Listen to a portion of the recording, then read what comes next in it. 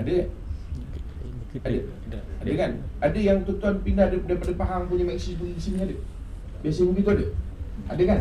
Tapi ada ke yang hijrah tu memang betul-betul Selai Sepinang je di bawah? You dipindahkan ke Pahang. Okey tuan, saya pergi sekarang. Tak ada kan? Kemai habis semua segala macam kan, rumah sewa kita kadang-kadang sampai tombol pintu rumah sewa kita terbawa. Nak cerita kita bungkus semua sekali tuan, sampai tombol pintu rumah sewa. Tuan rumah tanya, ni Cik Lan, rumah sewa dia punya tombol pintu mana? Itu tombol pintu tu Haji. Dia tengok, ya Allah, tu Haji terbawa ke Pahang lah kata dia. Nak cerita kita punya packing tu zaman Nabi SAW. Nabi kata hijrah, berapa ramai orang Islam yang tinggalkan seluruh hartanya di Mekah. Sebab itu saya kata tadi, frame hijrah Nabi ni tuan-tuan, di frame yang paling maksimum. Nabi bagi satu frame yang paling maksimum. Sebab itu kita buat ni yang minimum je. Kalau hijrah tempat sekalipun, kita tak hijrah Selai Sepinang.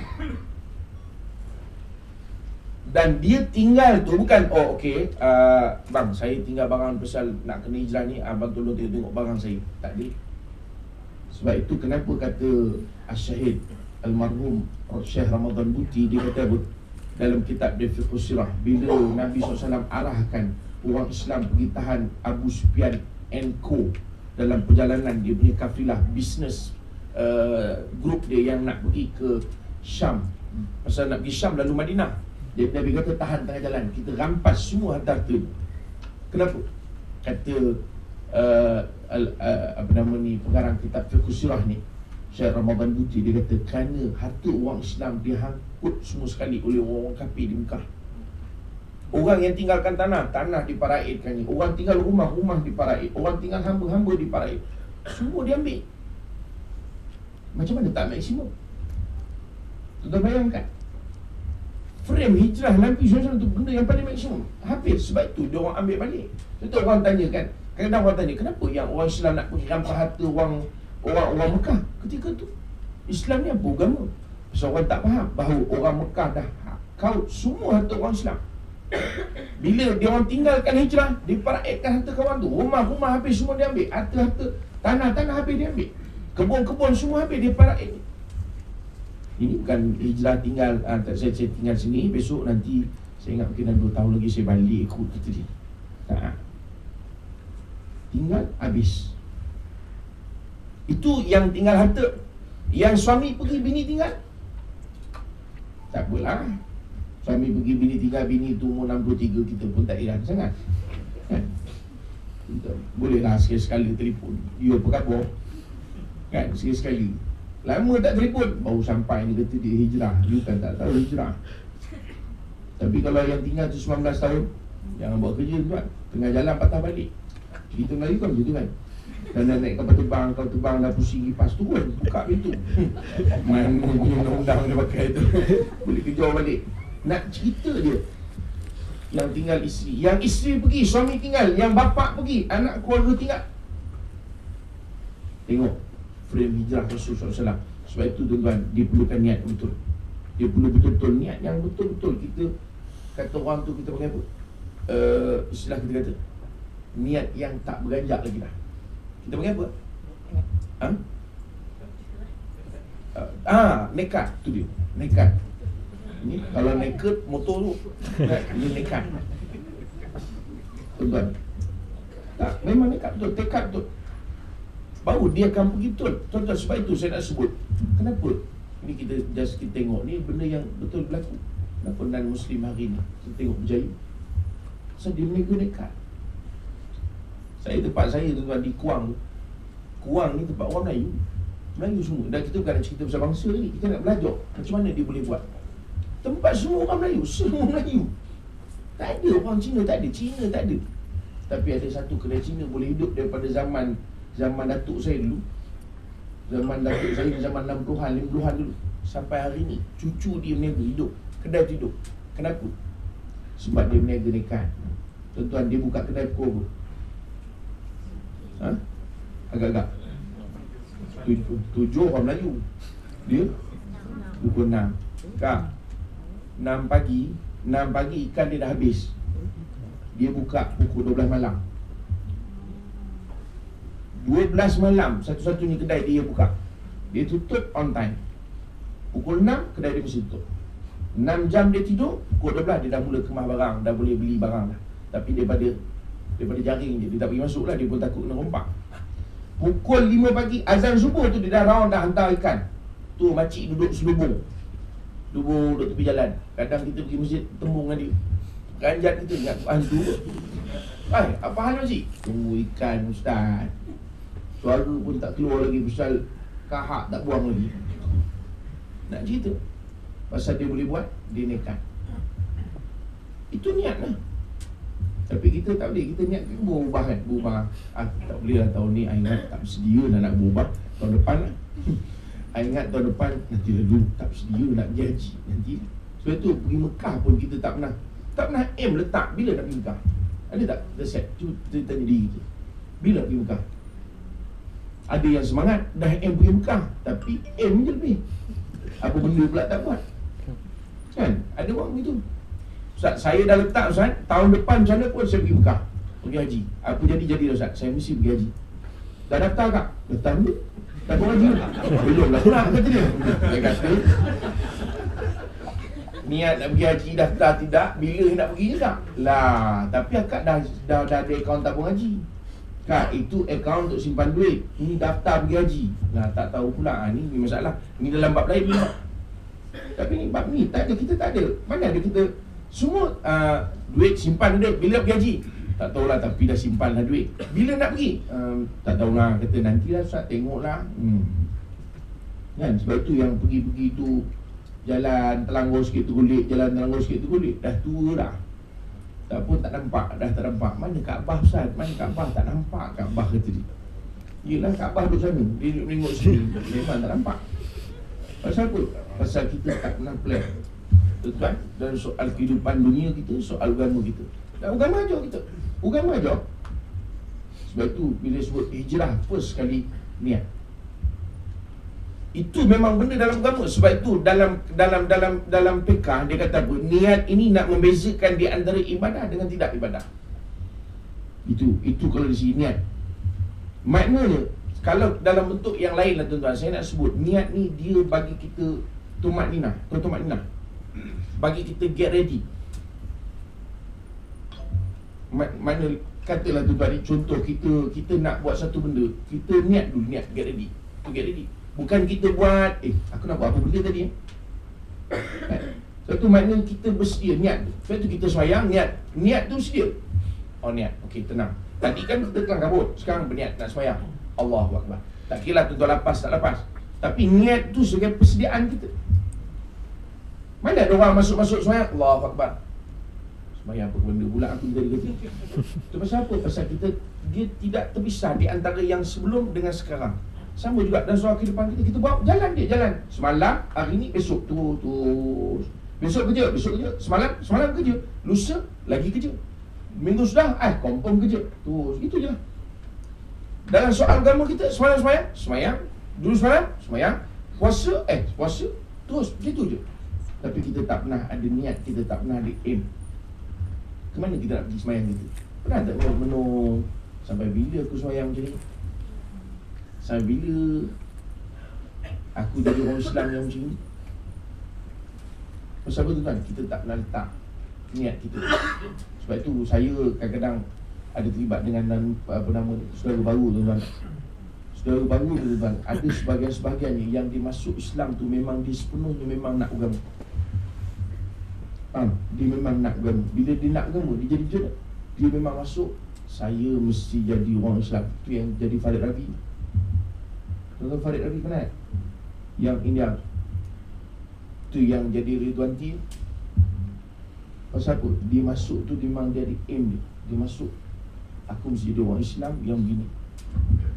Tapi kita kenapa jadi orang Islam macam ni juga? Pasal kita tak pernah tahu kita. Pernah tuan-tuan fikir bila kita Islam? Bila aku mengucap kali tamu? Saya pun tak ingat, tuan-tuan ingat? Semua kita ingat. Tak, dia beza di antara orang yang memang berniat, yang kita kata berazam tu tuan-tuan, dengan orang yang tak berniat. Itu satu. Itu kalau kita cerita tentang hijrah lah. So relate lah dengan kita punya kerja. Tuan fikir sendiri.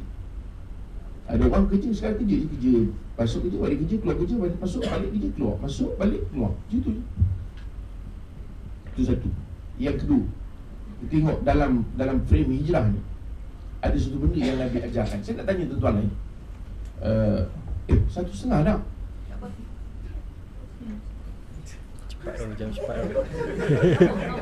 Saya makan saya. Okey. Tuan-tuan, saya nak tanya tuan-tuan, ingat tak peristiwa, ini satu benda untuk kita fikir. Tuan-tuan ingat tak peristiwa Isra' Mi'raj? Tahu kan Isra' Mi'raj kan? Isra' Mi'raj. Okey. Saya tanya tuan-tuan, Isra' Mi'raj ni peristiwa Nabi pergi Palestin, Aqsa kan? Kemudian dibawa ke langit. Satu perkara kita tanya, peristiwa ni berlaku secara kita kata keadaan dia kalut ataupun bertenang. Tahu kalut? Kalut ni mana macam peristiwa hijrah kan, kalut kan? Kena kejar dengan orang, Nabi terpaksa lari kan keliling rumah Rasulullah SAW. Rasulullah sampai minta, Ali, kau tidur di katil aku. Kan kalut tu kan, sampai macam tu sekali, kau tidur di katil aku. Nabi keluar daripada rumah, di keliling rumah Rasulullah SAW. Orang pemuda-pemuda yang ganas-ganas, kaki pukul orang Quraisy duduk keliling tu. Nabi lepas, kemudian Nabi pergi rumah Abu Bakar. Nampak tak? Nabi lari.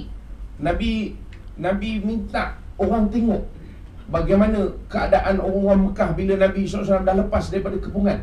Suasana tu nampak apa? Kita kata kelang kabut, ataupun kita kata kalut, kita kata apa? Istilah kita panggil apa dalam bahasa orang putih?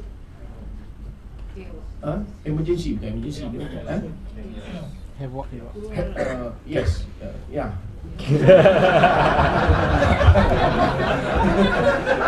I think so. Saya pun tak tahu benda nak sebut tu, tapi maknanya begitu. Tapi peristiwa Isra' Mi'raj, cuba tuan tengok peristiwa Isra' Mi'raj. Bukan ada siapa kejar, Abu Jahal kejar ke? Tak ada. Abu Lahab kejar? Tak ada. Lepas balik tu baru Nabi panggil Abu Lahab tu. Nampak tak? Lepas balik baru Nabi cerita.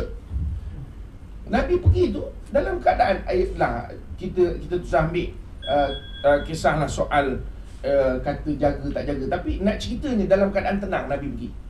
Kan? Malaikat datang bawa buraq kan? Kemudian hantar Nabi SAW pergi ke Aqsa.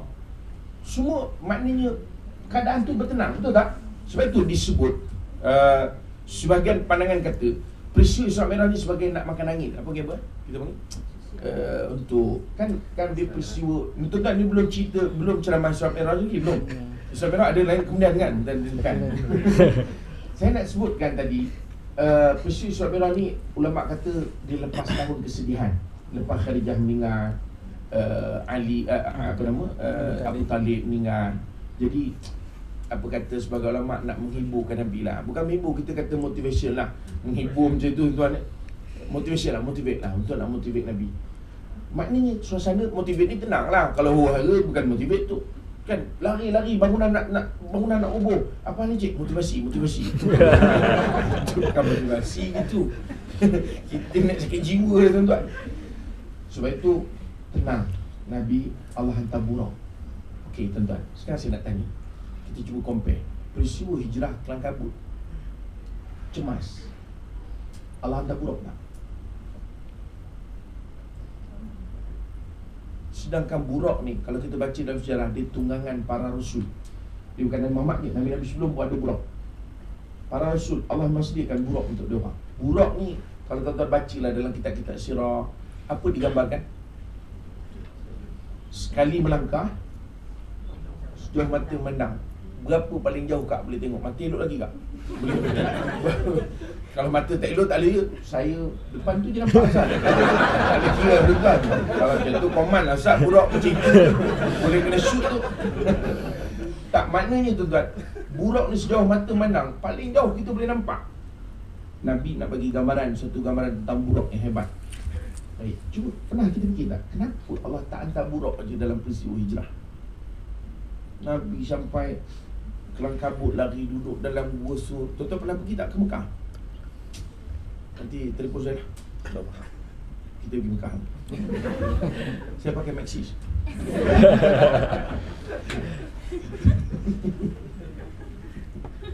Ustaz Safiuddin pun naik pening tengok saya. Naik macam pula Ustaz ceramah ni. Tuan-tuan, rusun ni 1 meter lebih je tinggi dia. Ni 1 meter ada. Lebih. Sikit je lebih kurang tinggi. Sebab tu dia kata, orang maknanya ke belakang pun tak ke dalam sangat. Nak tengok tu, tak payah kata orang nak menungging lah, istilah menungging tu menungging. Menungging ke bagi? Menungging. Mana gitu je. Yelah, buat benda dalam ni. Macam itulah kira. Faham tak? Kalau datang pergi tengok, buat benda dalam ni, keluar dulu. Orang duduk dalam gua tu, kita tegur gitu je. Buat benda, keluar.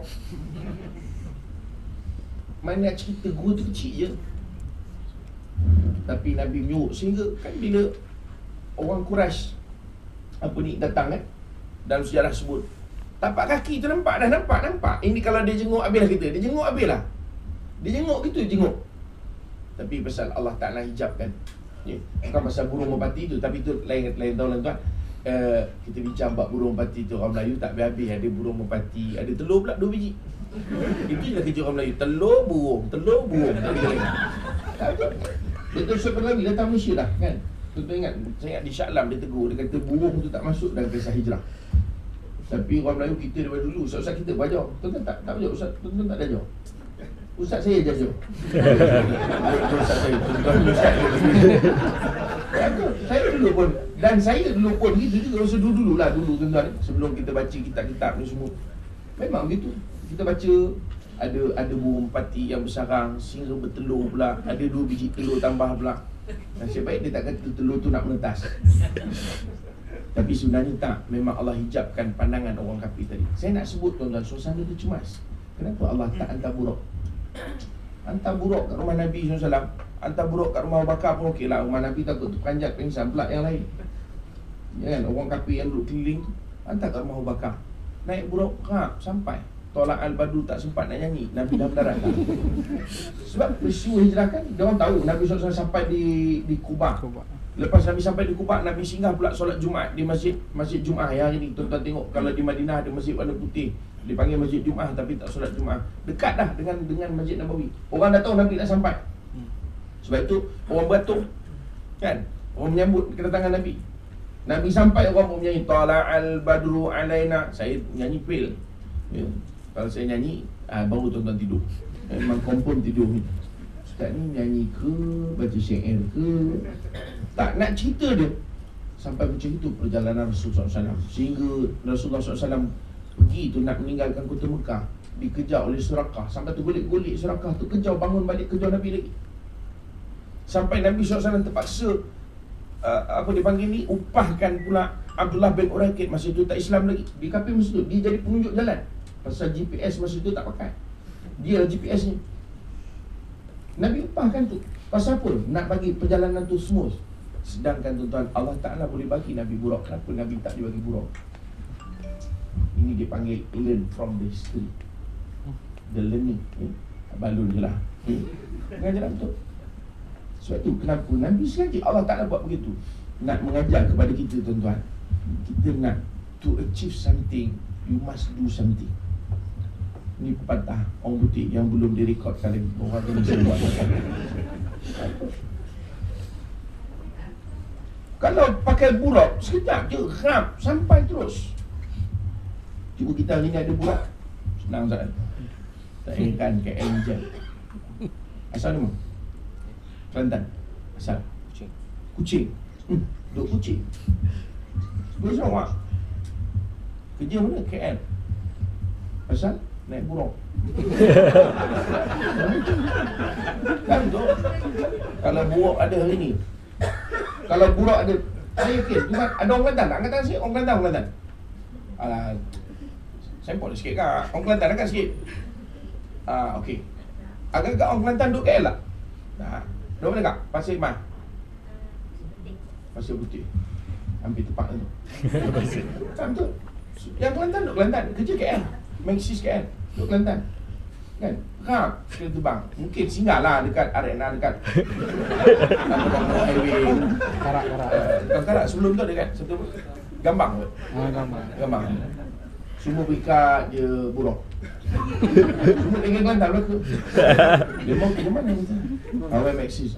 Sebelah kawai UEM. Lalik tu, lalik. Semua naik buruk. Tapi saya nak tanya tuan-tuan, agak-agak orang datang lambat tak? Orang datang lambat tak? Lambat juga. Lambat. Lambat tak hari ni? Tak maaf Encik, saya buruk saya putus tali tu. Nak cerita manusia tu tuan, letaklah canggih macam mana pun tetap dia takkan. Sebab itu dia bukan soal peralatan, dia bukan soal fasiliti, dia soal sebut. Soal gitu. Bagilah buruk yang tak boleh jam tu selangkah sampai jam juga. Ada juga alasan. Kenapa? Tali buruk hilang. Tali buruk hilang pula. Ada saja. Ataupun buruk tak nak terbang gitu. Semua alasan mereka. Semua alasan mereka. Sebab apa? Sebab kita manusia, betul lah tuan-tuan. Dia kata betul lah, hari ni sama juga. Buat apa benda yang canggih tuan-tuan nak bagi complete, nak bagi betul-betul perfect, never. Sebab apa? Ini bukan soal facility, dia soal manusia. Manusia, sikap kita, soal sikap. Sebab itu kita bukan nak bentuk. Orang dulu boleh je kan? Orang dulu mana ada komuter, mana ada MRT, mana ada apa segala macam, tak ada. Kereta pun kadang dulu tuan-tuan ingat tak? Dulu semua tunggu bas, betul tak? Tuan-tuan pernah tak sampai zaman bas ni tuan-tuan? Tak pernah? Oh padahlah muda lagi. Tak betul, saya dulu ingat lagi. Tapi tunggu bas saat masa tu 6.30. Dah ada congok berderet orang 6.30 tu. Pasal apa? Pasal nak mengejualkan bas. Betul tak? Sekarang naik kereta sendiri pasal apa? Kereta depan rumah. Tak payah kelang kabut, kereta dia tenang. Lagi dekat duduk dengan pejabat, lagi lambat dia datang. Sekian dimaklumkan tuan. Tak betul. Ini bukan soal fasiliti, soal kita. Tuan-tuan, saya nak sebut tadi, Allah sengaja jadikan perjalanan Nabi SAW begitu sebab nak mengajar kita tuan-tuan ni mujahadah. Sebab itu bila nak berubah tak ada mujahadah, tak payah cerita lah tuan-tuan. Nabi tengok orang nak berubah hari ni, dia kena mujahadah. Tuan-tuan tengok hari ni artis, saya suka ambil artis bukan nak membesarkan artis. Sebab senang tuan-tuan nak tengok, tuan-tuan nak kenal. Kalau saya sebut, saya tuan-tuan ni, tempat saya ada seorang abang ni, Kasim nama dia, Kasim. Kenal Kasim? Susah nak cerita. Sebab tu saya sebut nama artis. Saya sebut Syam Kamikaze, tuan-tuan kenal. Saya sebut apa lagi, Bob Lokman, tuan-tuan kenal. Jadi senang nama nak kenal. Itu sebenarnya sebut artis dia, bukan dia je berubah. Orang lain tak, ramai orang kampung kita pun banyak berubah. Tapi lah kalau saya sebut nama tu, tuan-tuan pun tak kenal tentang apa nama Haji Karim yang balik Mekah tahun baru ni. Siapa Haji Karim? Sebab tu kita ambil nama artis tu. Betul. Dia kena mujahadah. Kalau dia tak mujahadah, dia akan ikut balik.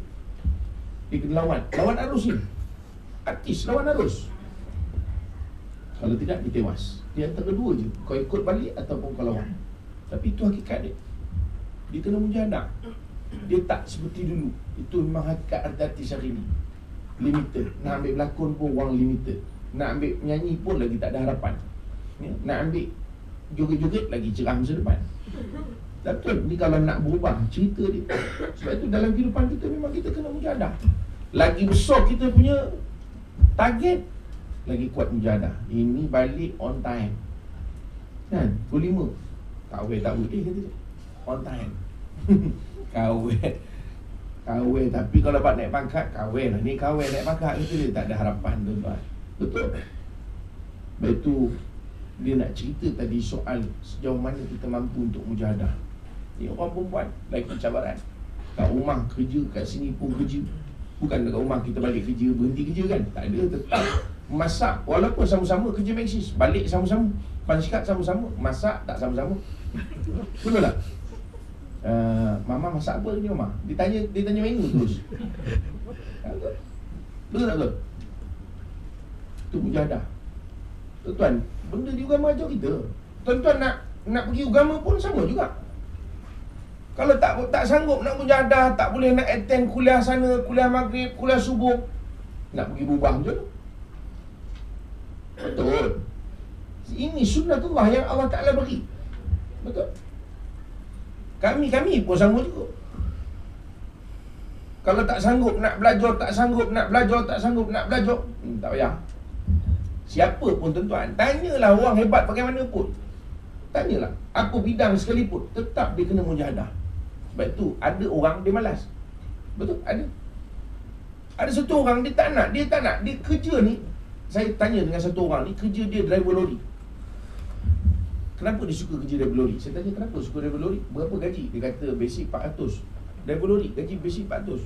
Saya kata Allah Akbar, nak bagi anak bini makan apa benda ni? Okey. Dia kata kadang-kadang ada outstation. Saya kata selalu ke outstation? Tak juga. Habis kalau tak ada outstation, tak ada outstation, kami lepak Dia lepak. Dia jenis suka lepak. Ujung bulan, celaka betul lah. Kata dia tu gaji banyak, tapi 400 dapat. Tapi dia suka lepak. Tuan-tuan faham tak? Bila kita kata kerja lah lain, oh susah kerja tu, kata dia. Yang ni kerja okey sikit, boleh lepak. Nampak tu? Dia tak padan. Kita gaji nak banyak, kerja nak rehat. Tak boleh.